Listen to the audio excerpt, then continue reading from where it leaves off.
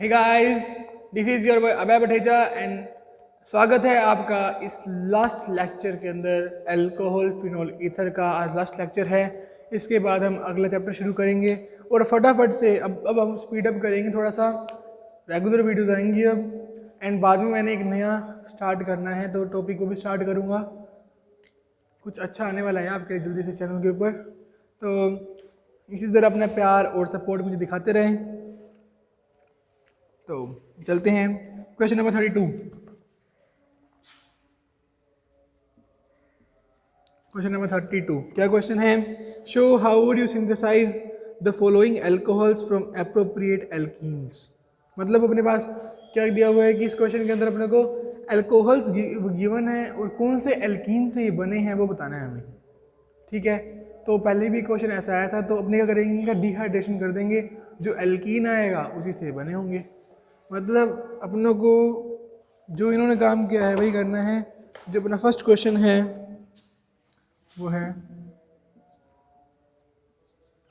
एक एक करके करेंगे अपने, बस ये लास्ट दो क्वेश्चन रहते हैं, इसके बाद चैप्टर का काम खलास खलास। ठीक है, ये क्वेश्चन है। अब ये क्वेश्चन है ना, ये 3 तरह के एल्कीन से बन सकता है। आपको चलो इसका डिहाइड्रेशन करते हैं अपने। डिहाइड्रेशन H2SO4 की प्रेजेंस में होता है।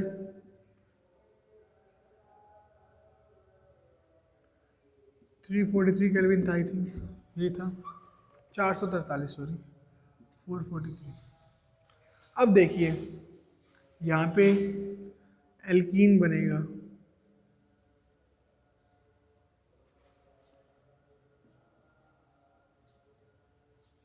यहाँ पे CH3 आ जाएगा, ये एल्कीन बन सकता है। ठीक है, अब आप देखिए कैसे। अपनों ने पढ़ा था, अगर अपने इस एल्कीन का हाइड्रेशन करवाएंगे, इस एल्कीन का अगर अपने हाइड्रेशन करवाएं प्लस H2O लगवा के, समझ रहे हैं, इसका हाइड्रेशन करवाएं तो ये एल्कीन है, यहाँ पे H प्लस और OH माइनस कर जाएगा। तो देखिए यहाँ से गया लेट, यहाँ पे आया नेगेटिव चार्ज, यहाँ पे पॉजिटिव चार्ज और यहाँ पे नेगेटिव चार्ज। नेगेटिव वाले पे H लग जाएगा और यहाँ पे OH लग जाएगा, तो सेम एल्कीन बन जाएगी, बन गई।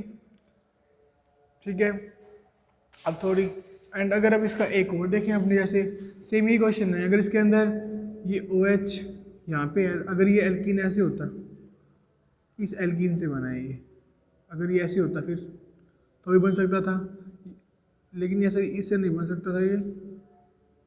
अगर यहाँ होता तो भी सेम चीज़ होती, सेम थ्योरी होती।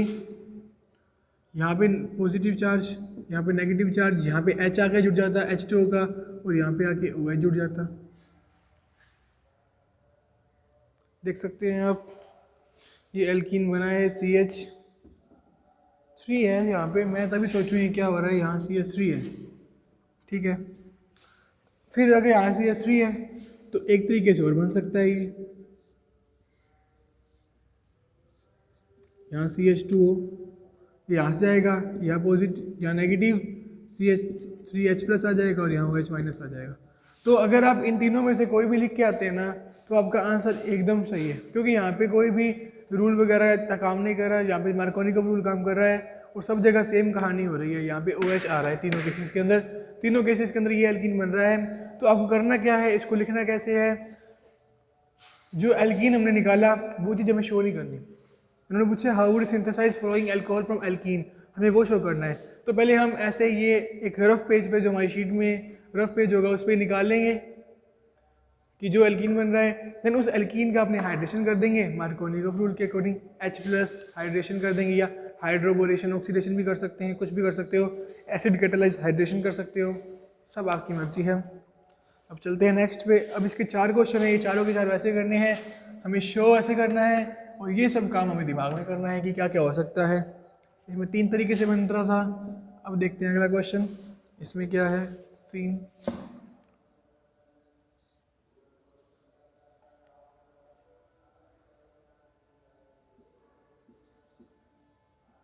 अब यहाँ पे इधर अपने अगर इसका, अब अपने ने अल्कोहल ही बनाना है, एल्कीन लेके आना है। एल्कीन क्या करेंगे, डिहाइड्रेशन करेंगे।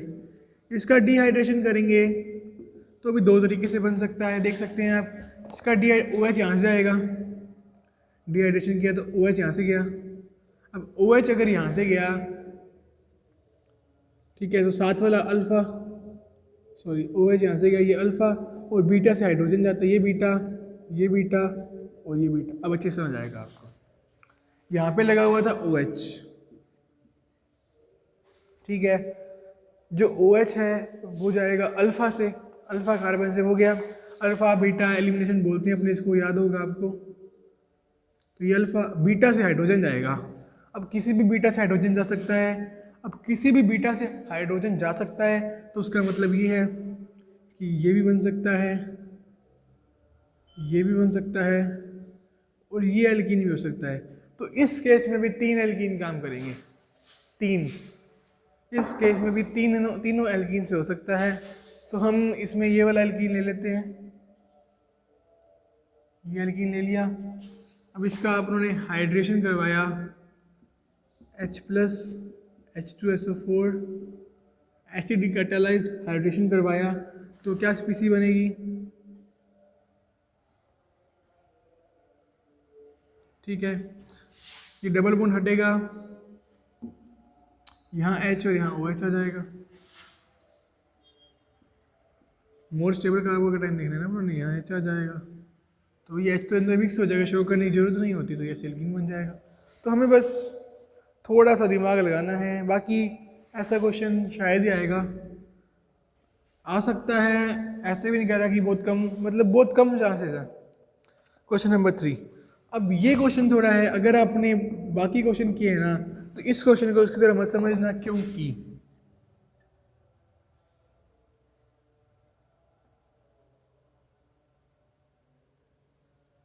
इस क्वेश्चन को बाकियों की तरह मत समझना। अब इसमें अगर इसका डिहाइड्रेशन करवाएंगे अपने,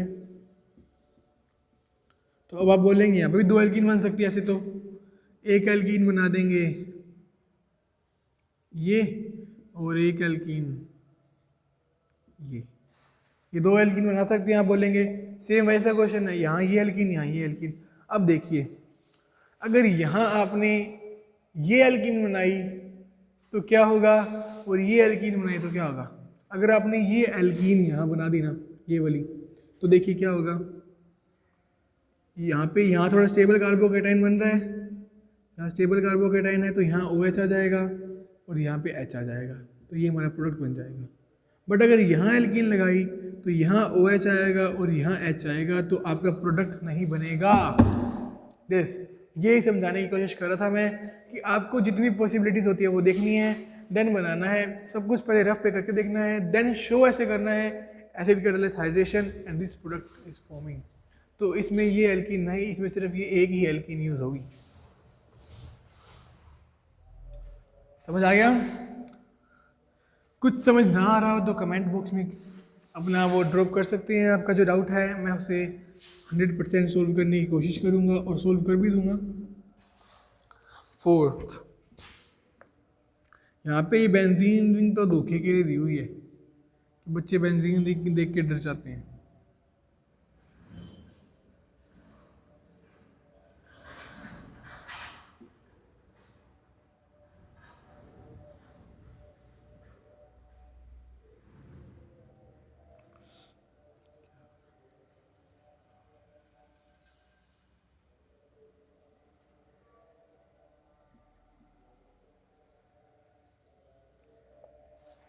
अब यहाँ पे सेम वही, यहाँ OH आया है, इसमें आप 2 केस कर सकते हैं कि यहाँ लगवा सकते हैं, इसमें सिर्फ आप यहाँ लगा सकते हैं। अगर आप यहाँ लगवाएंगे तो बेंजाइल बनेगा जो स्टेबल है, ठीक है, यहाँ OH आ जाएगा, सही है। यहाँ पे भी आपकी मर्जी है कि आप ये वाला एल्कीन लें, कि आप ये वाला एल्कीन लें, या फिर ये वाला एल्कीन लें। डिहाइड्रेशन करवाएंगे आप तो जो 2 एल्कीन सामने आएंगे आपके, उन दोनों में से किसी मर्जी से आप डिहाइड्रेशन करवा सकते हैं। जो इनकी मतलब पूरी सॉल्व्ड इक्वेशन होगी, कैसे रिप्रेजेंट करना है इनको, वो मैं आपको नीचे शो कर रहा हूँ, यहाँ देख लें कैसे शो होंगे ये। मैंने आपको सिर्फ बेसिक कंसेप्ट समझाना है कि आखिरकार हम इसे कर कैसे रहे। जब भी ऐसा क्वेश्चन आए तो जो उसकी उल्टी रिएक्शन है जिससे वो बन रहा हो उसी से तो वो करें। हाँ, ये बन जाएगा अगर ये एल्कीन हो तो सिंपल, बाकी शो कर देंगे आपको। And now the last question of alcohol, phenol and ether. Alcohol, phenol, ether का हमारा लास्ट क्वेश्चन क्या है? CH3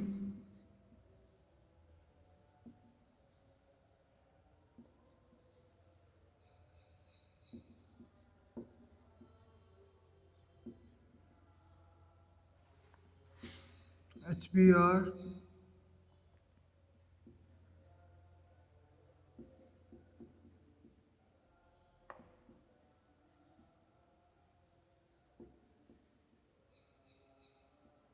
भाई अब देखिए क्या इसमें क्या खेल खेला गया है।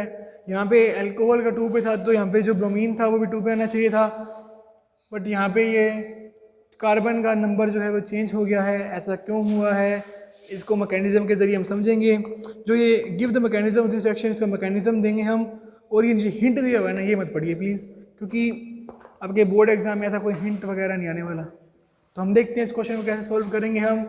हमारे पास ये मॉलिक्यूल है सबसे पहले, अब इसका मैकेनिज्म करते हुए चलते हैं, क्या क्या होता है वो देखेंगे। तो हमारा इसका फर्स्ट क्या होगा, जैसे हमको पता है HBr एक एसिड है, तो सबसे पहले क्या होगा, प्रोटोनेशन होगा। एसिड क्या, जब भी ऐसा आए हमारे पास मैकेनिज्म देने वाला, तो प्रोटोनेशन ऑफ अल्कोहल। जो HBr है वो एक एसिड है, H+ और Br- निकलेगा उससे। एंड ऑक्सीजन के पास हमारे पास पता है हमें लोन पेयर है, तो ये H का मॉलिक्यूल इसके ऊपर अटैक करेगा और it will give rise to, जैसे हमने पहले मैकेनिज्म में किया है, प्रोटोनेटेड अल्कोहल। हमें प्रोटोनेटेड अल्कोहल मिल जाएगा, जैसा हमने पहले ही रिएक्शंस में, मैकेनिज्म्स में किया है। हमें प्रोटोनेटेड अल्कोहल मिल जाएगा, इसको बोलते हैं प्रोटोनेटेड अल्कोहल। अब हमें मिल गया प्रोटोनेटेड अल्कोहल। अब प्रोटोनेटेड अल्कोहल के बाद जो सेकंड स्टेप होगा हमारा, this is the main step in this reaction. तो अब जैसे मैंने आपको हर एक जो मैकेनिज्म किया है उसमें सेम स्टेप था। पहला प्रोटोनेशन था एंड दूसरा स्टेप था कि ऑक्सीजन है, it is a highly electronegative atom और एलिमेंट, जो भी कह सकते हैं आप। हमारे पीरियोडिक टेबल के अंदर सेकंड नंबर पे आता है इसकी इलेक्ट्रोनेगेटिविटी। इसके ऊपर पॉजिटिव चार्ज स्टेबल नहीं है, पॉजिटिव चार्ज स्टेबल नहीं है, तो ये मॉलिक्यूल स्टेबल, मतलब ऐसे स्टेबल नहीं है, तो ये H2O का मॉलिक्यूल यहाँ से निकलेगा। तो हमारा सेकंड स्टेप क्या है, जैसे बाकी रिएक्शंस में हमने किया है, तो हमारा सेकंड स्टेप है डिहाइड्रेशन ऑफ प्रोटोनेटेड अल्कोहल। ऐसे ही एग्जाम में लिखना है आपको, ये dehydration of protonated alcohol to form carbocation. हमारा प्रोटोनेटेड अल्कोहल क्या है, आई थिंक यही स्पीशी थी, लेट मी चेक, यही थी ना, देख लेते हैं। यही थी यही स्पीशी थी। यहाँ बन गया हमारा प्रोटोनेटेड अल्कोहल। अब होगा डिहाइड्रेशन, डिहाइड्रेशन लिखेंगे हम और कार्बोकैटायन बनेगा।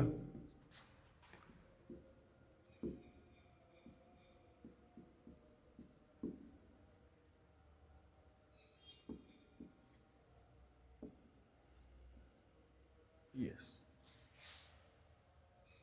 और हमारा कार्बोकैटायन बना। ठीक है, अब ये जो कार्बोकैटायन है, आप मुझे कमेंट सेक्शन में बताइए कि कौन सा कार्बोकैटायन बना है। ये यहाँ कार्बोकैटायन बना है 2 degree, this is 2 degree carbocation. अब जब भी ऐसा केस आए कि 2 डिग्री बन रहा है, तो हमें चेक करना चाहिए कि और भी ज़्यादा स्टेबल कार्बोकैटायन बन पा रहा है या नहीं बन पा रहा। तो आप देख सकते हैं कि अगर ये पॉजिटिव चार्ज इसके ऊपर आए तो it will give rise to 3 degree carbocation. 3 degree carbocation, हमें पता है 3 degree carbocation is more stable than 2 degree carbocation. 3 degree carbocation वो ज़्यादा स्टेबल होता है 2 डिग्री से। तो जहाँ भी ऐसा हो रहा हो वहाँ एक नई टर्म आती है, एक नया स्टेप हमें करना पड़ता है, वो होता है rearrangement of 2 degree carbocation to form 3 degree carbocation. उसको लिखने का तरीका क्या होता है? इसको लिखने का तरीका होता है अपने इसको H को यूँ शो करेंगे, इसकी एक वैलेंसी को इस पर शिफ्ट कर देंगे, जिसे इसका पॉजिटिव चार्ज यहाँ पे आ जाएगा। तो ये हमारा कार्बन नंबर 1, 2, 3 और 4 ऐसा कह सकते हैं हम, क्योंकि स्टार्टिंग में अल्कोहल यहाँ पे था। तो यहाँ पे लिखेंगे हम 2,3 हाइड्राइड शिफ्ट, ऐसे लिखेंगे। ये लिखना पड़ेगा हमें 2,3 हाइड्राइड शिफ्ट। उसका मतलब ये है जो H है, जो H नेगेटिव है वो यहाँ से यहाँ पे शिफ्ट कर रहा है, इसको H माइनस शिफ्ट भी बोलते हैं। तो ये होगा, तो मतलब ये H यहाँ पे चला जाएगा। तो जो हमारा अगला बनेगा CH3,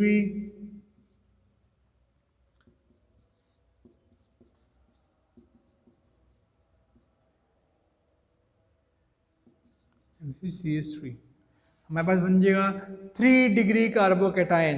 एंड जब हमारा स्टेबल कार्बोकेटाइन बन जाएगा तो इसके ऊपर होगा, अब अटैक होगा HBr का अटैक होगा। तो nucleophilic attack is there and formation of nucleophilic attack.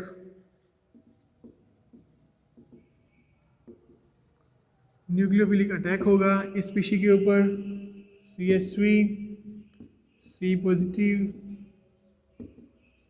ये हमारा कार्बोकेटाइन, इसके ऊपर Br का अटैक होगा, Br माइनस का अटैक होगा। तो क्या बनेगा,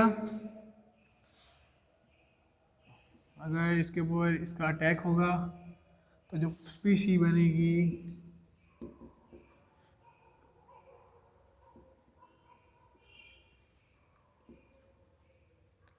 जो हमारा आंसर था वो स्पीशी बन जाएगी। एंड ये इसका मैकेनिज्म है। तो ये बात ध्यान रखनी हमें कि जब भी ऐसा क्वेश्चन आए जहाँ पे 3 डिग्री कार्बोकेटाइन बन रहा हो तो वहाँ पे रीअरेंजमेंट करेंगे हम। एंड ये रीअरेंजमेंट है, ये मोर स्टेबल कार्बोकेटाइन को जन्म देता है और जो मतलब कि जो प्रोडक्ट बना देता है जल्दी से जल्दी, तो वही प्रोडक्ट बनता है जहाँ ज़्यादा स्टेबल कार्बोकेटाइन, वही प्रोडक्ट बनेगा। तो इसी के साथ हमारा अल्कोहल, फिनोल, ईथर भी पूरा हो गया है। आपका सपोर्ट, प्यार देने के लिए बहुत बहुत शुक्रिया। अभी भी इसको ज़्यादा से ज़्यादा शेयर करें and all the best for your exam. अच्छे से प्रिपरेशन करते रहें। All the very best.